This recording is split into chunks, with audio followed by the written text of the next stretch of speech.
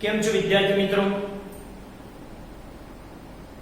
આજે આપણે વાત કરવી છે પ્રકરણ 6 ની અંદર સ્વાધ્યાય 6.1 એનો પ્રશ્ન 5 નો બેટા. અહીં આકૃતિ આપી છે જેમાં POQ એક રેખા છે, કિરણ OR જે છે લંબ છે, કિરણ OR એ PQ ને લંબ છે, ત્યાં ખૂણો કાટખૂણો છે, સમજ પડી જવી જોઈએ. આ 90 અંશ છે અને OR અને PO ની વચ્ચે એક કિરણ OS છે. રાઈટ બેટા? તો સાબિત કરો કે ROS આ ખૂણો બરાબર 1/2 ખૂણો QQOS ઓછા POS. આવી સાબિતી આપવી છે બેટા. બહુ સરળ સાબિતી. અહીંયા થોડોક આઈડિયા આપી દો આસન કોણનો, એટલે ફરી પાછો આપણને મજો પડી જાય. ચલો વિચારી લો. A O B અને C. ચલો આને આ ખૂણો બે આસન કોણ અને એ આસન કોણનો સરવાળો કોના જેટલો થાય? AOB ના જેટલો થાય કે ના થાય? તો તમે આમ લખી શકો છો AOC વત્તા COB એ બે આસન કોણ જેનો સરવાળો AOB ના જેટલો થાય. બસ આવું વિચારવાનું છે. એવું આપણે બે જગ્યાએ આ જોડો આસન કોણ સમજ પડે છે, આ આસન કોણ અને અહીંયા આ આસન કોણ, બે આસન કોણથી કામ કરી દઈએ અને આપણું કામ ઈઝી બનાવી દઈએ. ચલો જોજો બેટા, થોડું ટેકનિકલી યાદ રાખવાનું અને આઈડિયા લેતા જાઓ મારી સાથે પાસેથી. ચલો પક્ષ તમને શું આપ્યું છે? પક્ષ POQ રેખા છે, POQ રેખા છે. નંબર 2 અહીંયા OR જે છે આનો મતલબ લંબ છે, OR લંબ PQ છે, PQ છે. રાઈટ? એનો મતલબ આ 90 નો અંદર પણ 90 નો. તમને સમજ પડે છે ને? આ 90 છે માટે તમે શું કહેશો? આ 90 અને આ 90 કયો 90? ROP 90. રાઈટ? ચલો અને બીજું OS કિરણ આ બંનેની વચ્ચે છે. કમ્પ્લીટ. અને સાધ્ય આપી દઈએ આપણે. જે સાબિત કરવાનું છે અહીંયા લખું છું સાધ્ય. ROS બરાબર 1/2 કૌંસમાં QS ખૂણો QOS વત્તા ખૂણો POS. આવું આપણે સાબિત કરવું છે. તો ચલો બે આસન કોણ પકડવાના છે. પહેલા એક કામ કરીએ, આ આસન કોણનું કામ કરી દઈએ. દેખાય છે તમને? SOQ. આને તમે ભૂલી જાઓ, SOQ. રાઈટ? તો તમને અહીં મળશે SOR વત્તા ROQ. બે આસન કોણ અને બંનેનો સરવાળો SOQ જેટલો થાય. રાઈટ? તો આપણે લખશું સાધ્ય પછી સાબિતી. ચલો આને તમે બ્લુ પેન થી દોરું છું એટલે તમને આઈડિયા આવે કે મારે બ્લુ વાળાને ધ્યાનમાં નથી લેવાનું. સાબિતી પહેલા લખશું OR લંબ PQ છે, OR લંબ PQ છે, OR PQ ને લંબ છે. રાઈટ? તો આમ પણ કિરણ OR લંબ રેખા PQ છે માટે ખૂણો કયો ખૂણો 90 ખૂણો થાય? ROQ. બરોબર ને? ROQ બરાબર 90 અને બીજો કયો ખૂણો 90 થાય? ROP કા તો POR. બરોબર ને? તો અને ખૂણો ROP બરાબર 90 અંશ થાય. રાઈટ? હવે આપણે આસન કોણનો વિચાર કરશું. SOQ જે છે એની અંદર આ બે આસન કોણ છે. તો લખશું ખૂણો શું લખું? SOR કા તો ROS ખૂણો ROS અને ખૂણો ROQ. બરોબર ને? કયો છે? ROQ ખૂણો ક્યુ કેવા કોણ છે બેટા આસન કોણ છે રાઈટ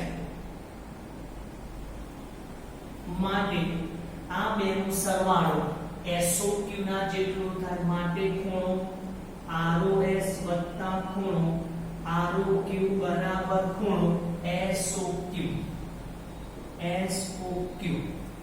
બરોબર ને પણ QoS જોઈએ છે તો આપણે QoS લખી દઈશું રાઈટ હવે વિચાર કરો કે ભાઈ ROP 90 છે ROQ 90 છે ROQ નું મૂલ્ય કેટલું છે બેટા 90 છે માટે ખૂણો ROS 90 બરાબર ખૂણો QoS રાઈટ હવે કામ કરીએ આ બંનેને જોડે રાખીએ 90 ને અલગ પાડી દઈએ તો શું થશે માટે 90 બરાબર ખૂણો શું બની જશે QoS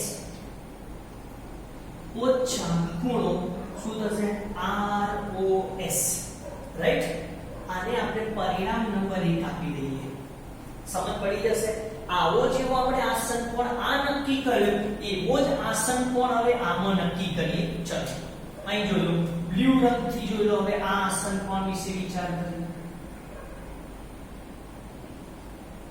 જોઈ લીધું આ અને બંને આસન કોણ થઈ જશે તો લખશું બ્લુ પેન થી અહીંયા લખું સમજો બેટા ચલો શું લખું ROS કા તો SOR જોઈએ શું ROS ખૂણો ROS અને ખૂણો ROS અને ખૂણો SOP કા તો POS પણ જોઈએ છે POS માટે બોલું POS અને ખૂણો POS એ શું છે બેટા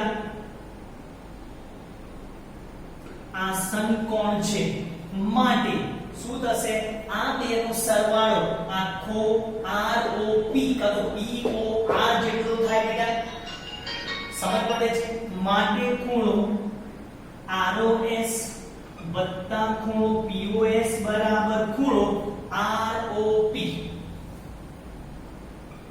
બરોબર છે પણ ROP નું મૂલ્ય કેટલું છે બેટા 90 છે ROP જોઈને 90 છે માટે ખૂણો ROS લઈ લઈએ માટે ખૂણો ROS વત્તા ખૂણો POS બરાબર 90 ચલ હવે આપણી પાસે બે મૂલ્યો 90 ના આવે આપણ 90 ને આપણ 90 પણ આ 90 આવી રીતે છે તો આને પણ એવી રીતે લખી દઈએ માટે 90 બરાબર ROS વત્તા ખૂણો POS સમીકરણ નંબર 2 તો પરિણામ 1 અને 2 પરથી પરિણામ 1 અને 2 ને શું કરશું સરખાવો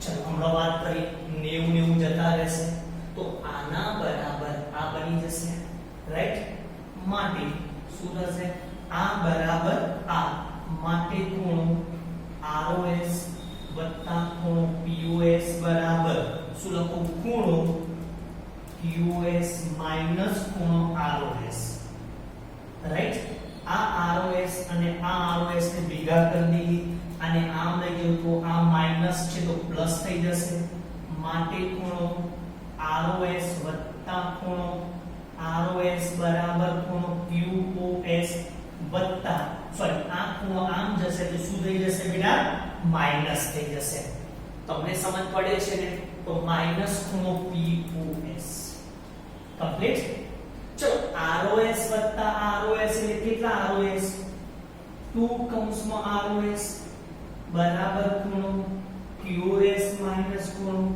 POS થઈ જશે બે અહીંયા છે આ બાજુ જો તો 1/2 થઈ જશે માટે ખૂણો ROS બરાબર 1/2 કૌંસમાં QoS માઈનસ POS કૌંસ પૂરો કરી જે માંગેલ પરિણામ છે આવી ગયું ROS બરાબર 1/2 QoS ઓછા POS છે તો શું કામ કરશું મને ફરી એક વખત સમજાવી દો બે આસન કોણનું કામ કરી દઈશું અને જેની અંદર 90 અંશ આવે એ લખી દઈશું અને 90 અંશને કરતા બનાવી દઈશું કમ્પ્લીટ 90 અંશને શું બનાવી દેવાનું આપણે કરતા બનાવી દેવાનું.